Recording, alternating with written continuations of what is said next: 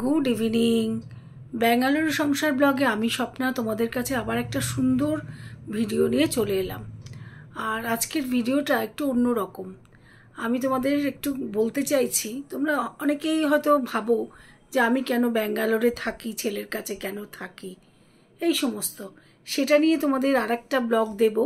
আমি ব্যাঙ্গালোরে গিয়ে তোমাদের সব কিছু জানাবো, কেন আমি ব্যাঙ্গালোরে থাকি, সব কিছু। তবে তোমাদের একটু চেনাই, আমরা মানুষকে এত বিশ্বাস করি, এত বন্ধু ভাবি, কিন্তু প্রকৃত বন্ধু হওয়াটা কিন্তু সহজ না, বন্ধু পাওয়াটাও কিন্তু ভাগ্যের ব্যাপার। তাহলে তোমাদের একটা কথা বলি, আমি 2018 সালে আমার ছেলেকে নিয়ে ব্যাঙ্গালোরে চলে যাই, কারণ আমার ছেলে এখানে কোনো চাকরি পায়নি, সেই কারণে বাধ্য হয়ে চলে গেছিলাম ব্যাঙ্গালোরে। এইবারে আমার স্বামী একটু সিজোফ্রেনিয়া পেশেন্ট, আর সংসারে প্রবল অশান্তির জন্য বাধ্য হয়েই আমি চলে গিয়েছিলাম ব্যাঙ্গালোরে। এখানে আমার পাশে একজন থাকে, সে হচ্ছে আমার ছেলেবেলার বন্ধু। বন্ধু বলাটা কি বলবো, ক্লাসমেট ছিল, ছোট থেকেও আমরা একসাথেই পড়েছি, ছেলেবেলার বন্ধু। আমরা তো মেয়েরা দুঃখের কথা সবাইকে বলি। আমার বাধ্য হই আমার স্বামীর অত্যাচারে আমাকে এখান থেকে ডাক্তারের পরামর্শেই চলে যেতে হয়েছিল। এখন যখন আমি ওখানে চলে গেলাম, আমার সেই বন্ধু রোজ বিভিন্নভাবে আমাকে ফোন করে করে মেসেজ করে করে বলতো, তোর বরকে এখানে দেখলাম, তোর বর এই করছে, তোর বর এই করে। আর সংসারে, আমার সংসারে এমনিতেই অশান্তি ছিল, আরও অশান্তি লাগানোর চেষ্টা করতো। এইরকমভাবে বেশ কটা বছর তো গেল। তারপরে করোনা এলো। করোনার আর তার আগে থেকেই আমি বুঝতাম না, একটি কাজের মেয়ে, ওর দৌলতেই আমি যখন কলকাতা ছিলাম পেয়েছিলাম। ও ছিল, কাজের মেয়েটি ছিল ওর ইনফর্মার। আমি সেটা সত্যি জানতাম না। কাজের মেয়েটা কি করতো, আমার ঘরের ঝগড়াঝাটি সমস্ত কিছুর খবর ওকে দিত এবং ও জিজ্ঞেসা করতো। একদিন কোনো কারণে কাজের মেয়েটির সঙ্গে ওর খুব অশান্তি হয় এবং ও কাজের মেয়েটি ওর বাড়ির কাজটা ছেড়ে দেয়। ছেড়ে দেওয়ার পরে সে আমার বাড়ির কাজটা করে। আমাকে সেই বন্ধুটি বারবার করে বলছিল, তোর বাড়ি এখনও কাজ করছে, তোর বাড়ি এখনও কাজ করছে। আমি বুঝতে পারিনি এবং বলছে, তুই ওকে রাখিস না, ও কিন্তু চোর, ও অমুক তমুক, এইরকম বলতে থাকে। যাই হোক, আমি সত্যি কথা মানুষকে একটু বিশ্বাসই করতাম আগে। আমি বলছি, গরিব মানুষ, তাকে আমি দুম করে কেন ছাড়িয়ে দেবো, তার যদি কোনো সমস্যা না থাকে, সে তো দিব্যি কাজ করছে। এইবারে সেই কাজের মেয়েটি আমার বাড়িতেও কাজ করাটা আস্তে আস্তে ছাড়তে চাইছিল। প্রত্যেক দিন কামাই করতে আসতো না।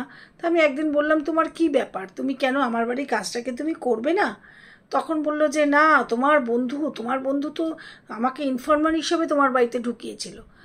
আমি অবাক হয়ে গেলাম, তুমি কি বলছো? বলছে, হ্যাঁ, ও জানো, যেই ওর বাড়ি কাজ করতে যাই, ওর সঙ্গে সঙ্গে জিজ্ঞেস করে, আজকে ওর বড়োর সঙ্গে ঝগড়া হয়েছে, ওর বড়োকে মেরেছে, এইসব এইসব সব কিছু। আমি না, বলছে, তুমি হয়তো বিশ্বাস করবে না, তুমি কী ভাবো, ওকে বন্ধু ভাবো, ও কিন্তু তোমার বন্ধু বেশি শত্রু। আমি বললাম, ঠিক আছে, আমি শুনলাম। বেশ কিছুদিন বাদে আমি ওকে বললাম যে, তুমি আমার বাড়ির কাজটাও ছেড়ে দাও, কারণ ও সেটা সহ্য করতে পারছে না। বললো, ঠিক আছে বৌদি, আমি তোমাকে অন্য লোক দিচ্ছি।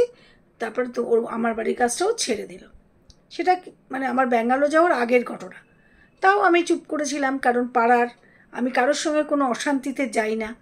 যাই হোক, ব্যাঙ্গালোরে যাওয়ার পর থেকে ও প্রতিদিন আমার সঙ্গে, এই তোর বর কারোর থেকে খাবেও না, কাউকে খাওয়াবে, বিভিন্ন রকম বলতো। এবং তোর বর এই বলেছে, তোর মানে মিথ্যে মিথ্যে কথা।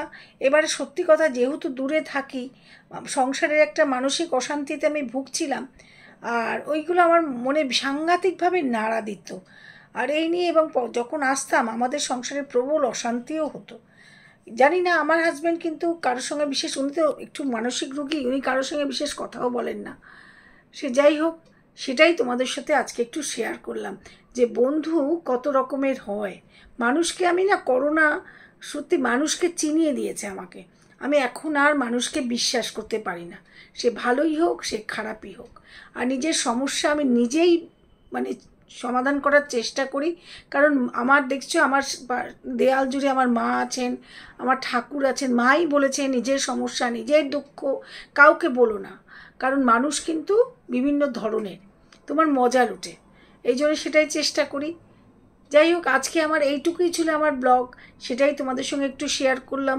তোমাদেরও আমি একটা বলবো, তোমরাও কিন্তু কাউকে সেভাবে, যদি বলবে মানুষ হয়ে কাউকে বিশ্বাস করেন না, আমি করি না। মানুষ হয়ে মানুষকে আমি বিশ্বাস করতে এখন আর পারি না। সত্যি কথা, আমি এখন আর এতটুকু কাউকে বিশ্বাস করতে পারি না, কেন জানি না, আমার মন ভেঙে গেছে, এই আর কি। সেটাই তোমাদের সাথে শেয়ার করলাম। আশা করি তোমাদের ভালো লাগবে ব্লগটা। আর আমি কাউকে উপদেশ দিচ্ছি না, তবুও বলবো বন্ধু নির্বাচন করো খুব বুঝে। জীবনে একা চলতে কিন্তু কোনো কষ্ট হয় না, এসেছো একা, যাবেও একা, কোনো ভয়ই নেই। মনকে জোর করো। সবসময় দেখো না স্বামীজিরা বলছেন মনের জানলা খুলে দাও, মনকে জোর করো, দেখবে সব কিছু তুমি একাই পারবে। তাই যাই হোক, আজকের মতন আমি ব্লগটা শেষ করছি। আমার দেশ বিদেশের বন্ধুদের যারা আমার ভিডিওটা দেখো, আশা করি তাদের খুবই ভালো লাগবে কথাগুলো। তারা লাইক করো, শেয়ার করো, প্রচুর প্রচুর কমেন্ট করো। তাহলে আজকের মতন টাটা, সবাইকে শুভরাত্রি।